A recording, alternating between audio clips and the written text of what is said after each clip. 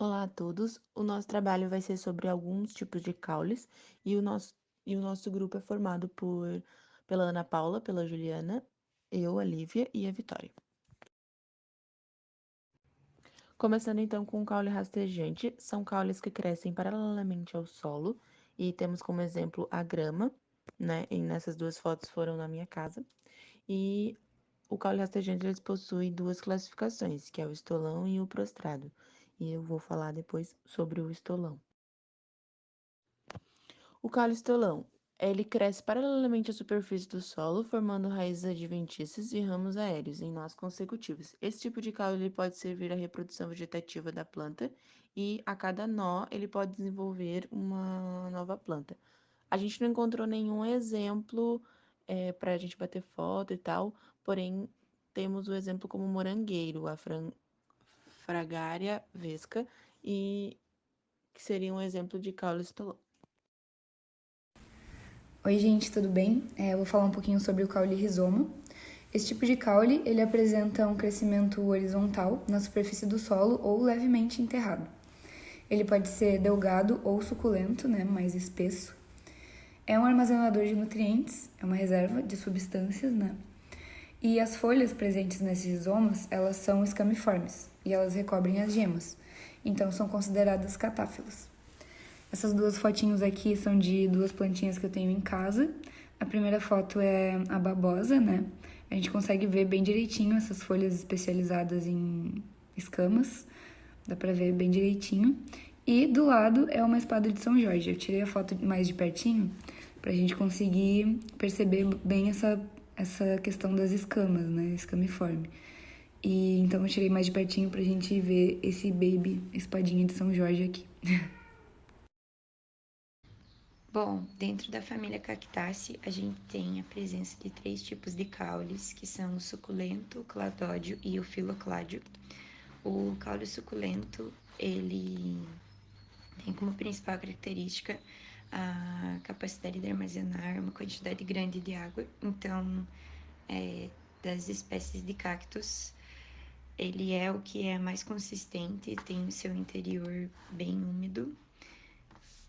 Normalmente, essa família Cactaceae está presente em locais de clima mais seco, como a Caatinga, e então elas foram sofrendo uma modificação caulinar, né? Então, é similar morfologicamente a folhas, mas é o caule.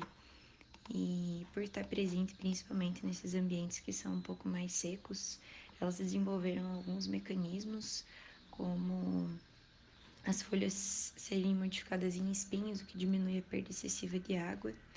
E na epiderme caulinar, também os estômatos passaram, né, para a epiderme caulinar ao invés de estarem nas folhas. E os estômatos acabam abrindo somente à noite, que é um mecanismo, né, para se adaptar a essa diminuição da disponibilidade de água.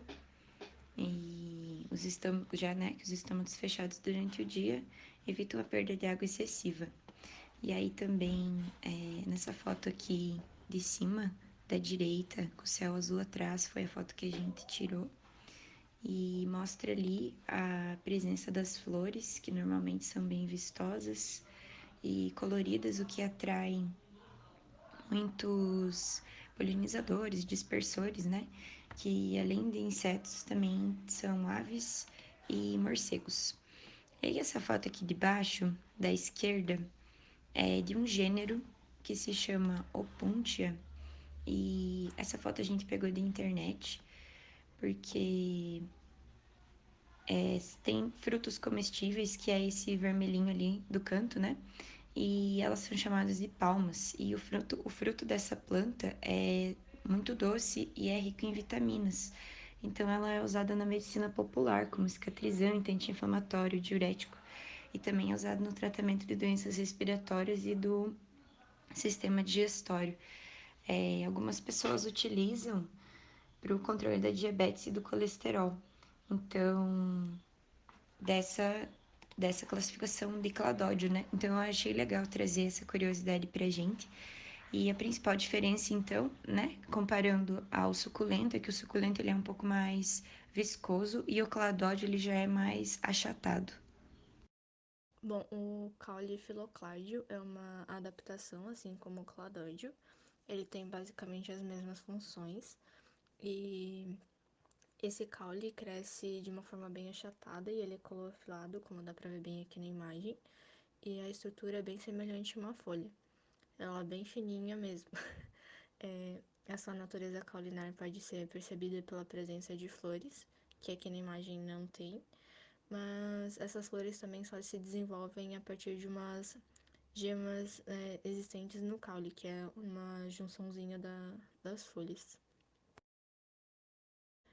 Bom, já o caule espinhoso, ele pode ser formado a partir de um caule mesmo, ou da folha, e ele pode ser transformado em espinho, gavinha, ou ser então de uma forma bem achatadinha, que é o que está na primeira imagem, que é meio redondinho.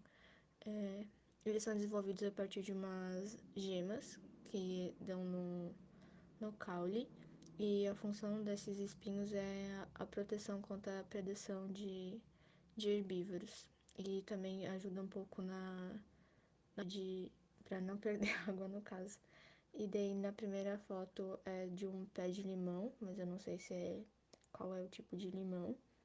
E o da segunda foto, eu não sei se é um pé de limão ou se é um pé de laranja, porque ainda tá pequenininho e eu não sei fazer identificação ainda. E daí dá pra ver um pouquinho melhor os espinhos bem grandes. E os espinhos são diferentes dos acúlios, que vão ser explicados no próximos slides. Agora um pouquinho sobre o caule acúleo. Possuem espinhos caulinares, né? No caso são os acúlios, são ramos modificados. Em um dos PDFs que o prof disponibilizou pra gente, eu li que eles não são considerados nem caule nem folha. Eles são uma projeção pequena, alongada e aguda. É uma estrutura de defesa, né, da planta e não são fotossintetizantes. Essa foto aqui que eu tirei, eu não tenho certeza se é uma roseira, eu acredito que seja, mas eu acho que as características fecharam com esse tipo de caule. E é isso.